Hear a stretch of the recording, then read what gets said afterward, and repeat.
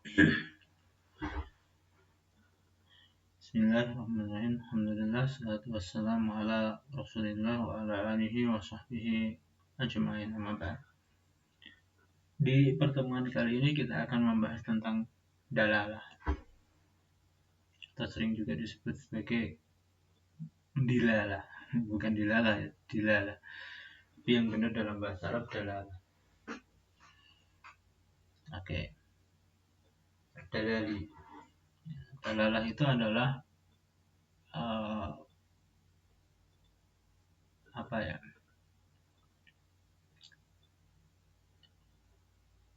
Jadi kalau kata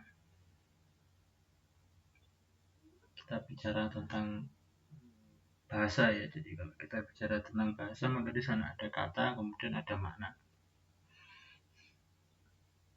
Bagaimana Anda tahu asap? Asap itu adalah kumpulan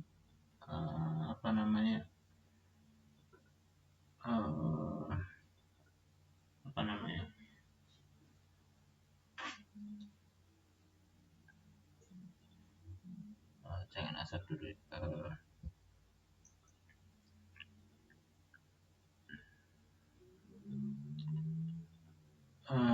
Misalkan begini, fankihu ma tabalakum minan nisa'i masna. Fankihu ma tabalakum minan nisa. Dari mana Anda tahu kalau bahwasanya ini adalah nikah itu diwajibkan?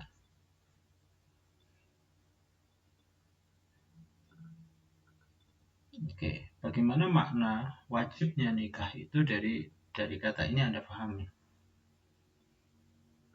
Oh, dari ungkapannya, Pak. Karena nikahilah wanita-wanita yang baik jadi dari ungkapannya. Jadi ungkapan nikahilah ini menunjukkan bahwasanya maknanya adalah wajib. Tapi apakah kemudian makna kalimat nikahilah wanita yang baik di kalangan kalian itu menunjukkan bahwa maknanya hanya yang diungkapkan itu? Selain itu tidak ada makna atau tidak ada maksud keinginan yang lain dari lafal itu, ya, yang diinginkan oleh pelafal gitu ke Allah itu sendiri begitu. Nah, disitulah kemudian kalau katanya tadi adalah nikahilah wanita-wanita yang baik, maknanya adalah nikah itu, atau mungkin hukumnya itu adalah nikah itu wajib begitu. Nikah itu diperintahkan begitu. Itu kan ada makna di situ begitu. Ada hukum di situ gitu. Nah, penghubung antara kata, penghubung antara lafal dengan antara ungkapan dengan makna ini itu disebut dalalah. Itu disebut dalalah. Kalau wujudnya itu ibarat, maka disebut dilalah atau dalalah ibarat. Jadi ibaratnya itu yang menunjukkan seperti tadi adalah nikahilah perempuan baik. Itu kan ibaratnya, ungkapannya kan berbunyi begitu. Jadi kalau penghubung itu ada dalam ungkapan, itu namanya dalalah ibarat. Oke. Atau dalam istilah yang lain disebut sebagai dalalah dilalatul mantuq, artinya yang dinutuk, yang diomongkan, dilafalkan, atau yang tersurat. Tapi dalalah itu pemahaman tadi kan saya sudah bilang itu tidak hanya terbatas pada ungkapan. Di balik ungkapan itu nanti disebut sebagai mafhum. Kalau oleh yang lain disebut mafhum, tapi di sini kita akan membahas ternyata di belakang ungkapan itu masih ada banyak dalalah-dalalah lain. Jadi bagaimana kita menggali makna, menggali hukum dari satu kata, dari satu kalimat, atau dari satu ungkapan sehingga kita memahami hukum itu dengan satu kalimat dengan sekian sekian pemahaman gitu ya, sekian hukum atau sekian ini, Gimana kok bisa begitu padahal ungkapannya sama? Disinilah kita akan memahami ternyata orang nanti perbedaan pendapat itu salah satu sumbernya adalah di persoalan dalalah ini. Oke. Jadi kalau kita berbeda, Anda berpegang pada ungkapannya misalkan itu, tapi yang lain bisa berpegang pada isyaratnya kan gitu. Oke, ketika nanti di sana ada ungkapan bertentangan dengan isyarat, bagaimana kira-kira begitu. Nah, ini persoalan yang luas. Jadi ketika kita membaca Quran itu kan kadang-kadang ada orang, ini kan bunyi ungkapannya begini, ya nggak terungkap ya, nggak punya porsinya. Padahal yang nggak terungkap bisa jadi juga dimaksud oleh Quran itu sendiri. Oke, biar lebih jelas nanti kita lihat di belakang. Dalalah Al-Quran terdiri dari kata dalalah, artinya petunjuk, petanda, atau sinyal. Jadi dalalah itu begitu. Artinya bukan petunjuk sebenarnya, menunjukkan, menandakan, atau menyinyakan, itu namanya dalalah. Kitab ya, okelah kitab Quran. Al-Quran itu kitab. Dalalah Quran adalah petunjuk kalau Allah terhadap maknanya. Artinya dalalah Al-Quran itu membahas tentang petunjuk yang bagaimana makna kalam itu dapat difahami dari kalam Allah. Jadi kalau ibarat itu adalah petunjuk, itu petanda gitu. Petanda disitulah kita akan menarik maknanya begitu. Maka makna atau hukum ataupun apapun lah istimbat Anda dari kalam Allah itu, bagaimana Anda menariknya? Apakah menggalinya, memahaminya, atau kemudian menariknya itu dari kata itu, dari ungkapan itu, dari ungkapannya, atau dari sudut yang lainnya. Nah, itu juga bisa berlaku dalam kata, kalimat, dan ungkapan. Oke, biar agak jelas kita lanjut. Dalam ibarat adalah ungkapan. Jadi ungkapan itu sendiri itu namanya ibarat. Makanya kalau di tulisan Indonesia sering disebut dilalah ibarat. Ibarat itu ya ungkapan kan. Dilalah ibarat adalah pemahaman kalam Allah yang difahami dari ungkapan tersirat kalam itu sendiri. Jadi dari ungkapan tersurat, bukan tersirat, ungkapan tersurat kalam. Jadi yang ada di kalam itu sendiri. Dilihat dari keterbacaan Al-Quran, dalalah ini mencakup zahir dan nas. Kalau di terbacaan Anda bisa buka lagi di sana, nanti ada zahir, ada nas. Maka yang disebut ibarat itu dua level ini, level zahir dan level nas.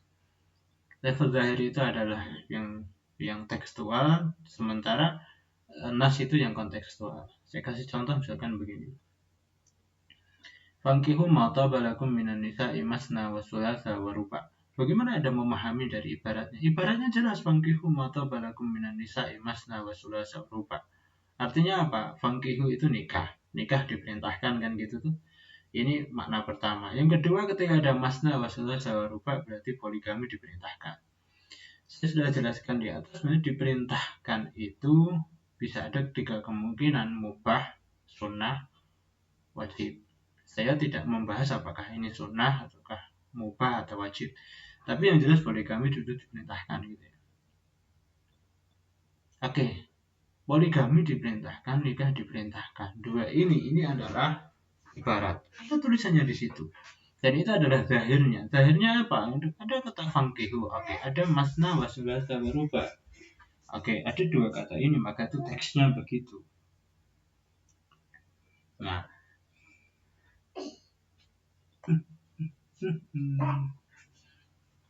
Nah, terus saya jelaskan di atas. Kemudian poligami itu menjadi alternatif, tidak bisa adil saat menikahi gadis yatim. Jadi poligami itu alternatif. Itu makna kontekstual. Jadi konteks siak kalimat ini berada, konteks kalimat ini berada itu terkait dengan bagaimana ketika orang ingin nikahi gadis yatim, kemudian kata Allah jangan, karena Anda tidak akan bisa adil kan. Maka konteksnya ini adalah alternatif. Oke, jadi poligami itu alternatif. Artinya dia bukan azimah. Dia bukan sejak dari awal Allah perintahkan nikah, maka nikah itu harus poligami. Bukan begitu. Jadi perintah agama itu yang pertama adalah nikah. Poligami itu adalah alternatif. Alternatif itu saya sudah sampaikan, bisa jadi alternatif suami, alternatif istri, atau alternatif keadaan.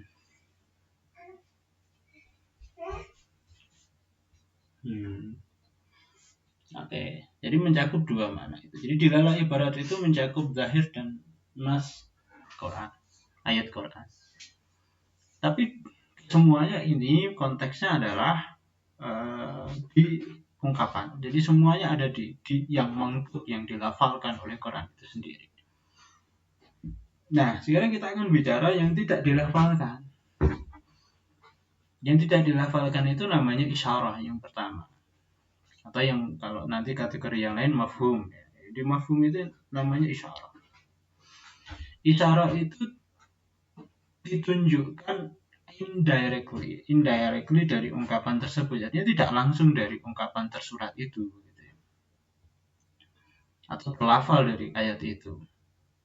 Makanya di sini butuh pemahaman kan itu, pemahaman sedikit dari kata itu. Tapi ini harus wujudnya pemahaman. Jadi pemahaman yang dari kata yang direct tadi itu ya, yang langsung tadi itu kita pahami sebagai konsekuensi tak terpisahkan.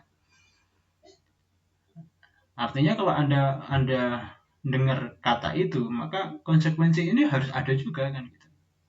Saya kasih contoh misalkan begini.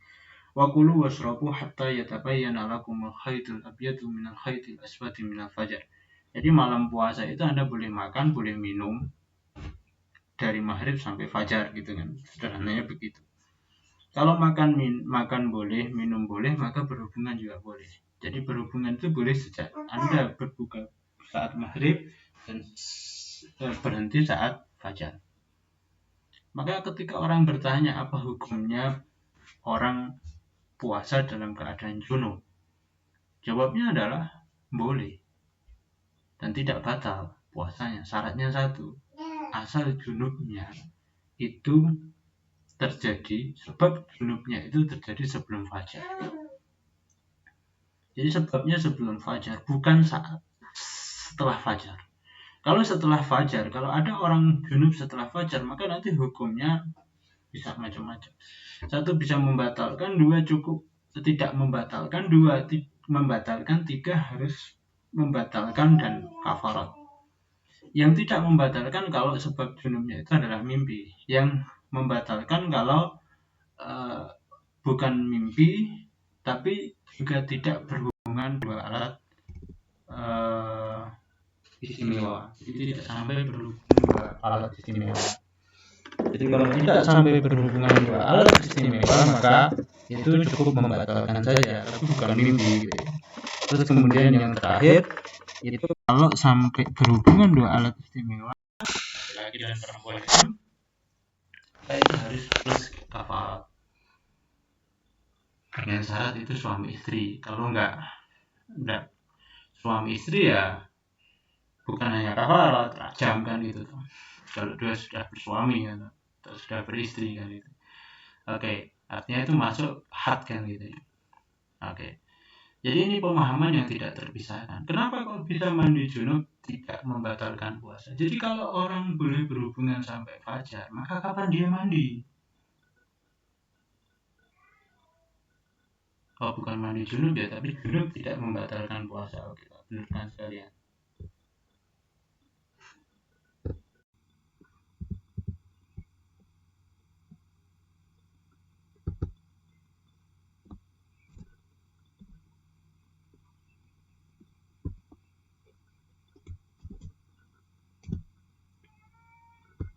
Oke. Jadi junub tidak membatalkan puasa, syaratnya adalah kasus junubnya terjadi sebelum fajar gitu ya. Kenapa kok bisa begitu? Kalau makan minum sampai fajar, ketika Anda baru makan Allah Akbar berarti selesai. Kalau minum Allah Akbar berarti selesai. Tapi kalau kemudian Anda baru berhubungan Allah Akbar, mandinya kapan? Kalau nggak sempat mandi maka junub tidak membatalkan asal gitu ya. Ini konsekuensi tak terpisahkan kan. Ya mesti begitu pemahamannya kan. Ini namanya dilarat isyarah. Semua dilarat yang ditunjukkan indirect dan tidak bisa terpisahkan ya, undivided gitu ya. Nah, itu maka itu termasuk isyarat. Nas itu artinya memperlihatkan atau menentukan. Dilalah nas adalah pemahaman yang memperlihatkan sesuatu yang tidak diungkapkan teks tapi serupa atau lebih dari ungkapan. Misalnya adalah begini, kalimat wala takul lahuma kata jangan bilang bilang ke orang tua itu nggak boleh. Oke, nggak boleh, jadi nggak usah bilang Dan bagaimana kalau kita bilang atau nggak boleh. Kalau nggak boleh, maka yang semisal itu nggak boleh. Semisal kenapa semisal? Kalimat di sini adalah kalimat itu adalah satu kalimat yang nggak punya makna tapi punya fungsi. Fungsi itu menyakiti. Jadi kita dilarang untuk menyakiti itu ya. Nah, kalau menurut saya diem aja lah gitu ya. Itu lebih baik gitu ya. Tidak ada apa-apa gitu, tidak ada mizan di sana gitu. Tapi nggak bilang nggak usah. Kalau yang nggak punya makna aja nggak boleh, apalagi yang punya makna. Misalkan aja Anda dibilang, nak tolong ke pasar gitu, tolong bantu saya ke pasar itu, jawaban Anda nggak mau.